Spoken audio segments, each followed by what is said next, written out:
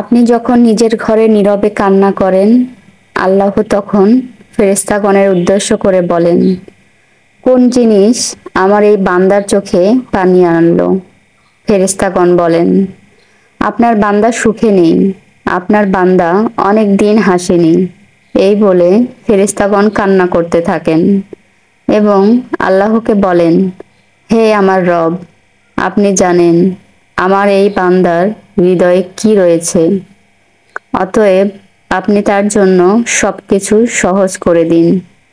আল্লাহ বলেন, আমার এই বান্দা এমন কিছু জীবন থেকে হারিয়ে ফেলেছে যা সে অধিক ভালোবেসেছিল।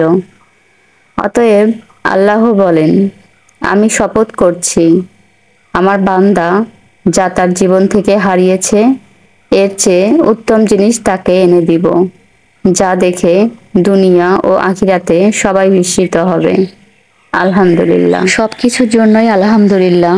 কেননা আমিও অনেক বিস্মিত, অনেক অবাক হয়েছি যে আমার একটা ডিম থেকে দুটো কুসুম পাবো। আমার মা বলছিল যে ডিমের সাইজগুলো অনেক বড়, 3টা ডিম ছিল অনেক বড়, এগুলো আমার মুরগির খামারের ডিম। আমার মা বারবারই বলছিল যে একটা ডিম থেকে দেখিস দুটো কুসুম বের হবে। তো আমি বলছিলাম যে না, এমনটা হবে না, একটা কুসুমই থাকবে। কিন্তু আমার মা বারবারই বলছিল।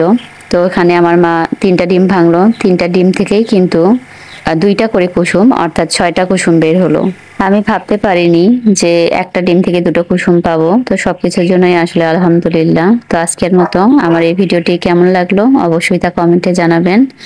সবার সুস্থতা কামনা করে এখানেই বিদায় নিয়ে নিচ্ছি। সকলেই সুস্থ থাকবেন, ভালো থাকবেন। আল্লাহ হাফেজ। আসসালামু আলাইকুম।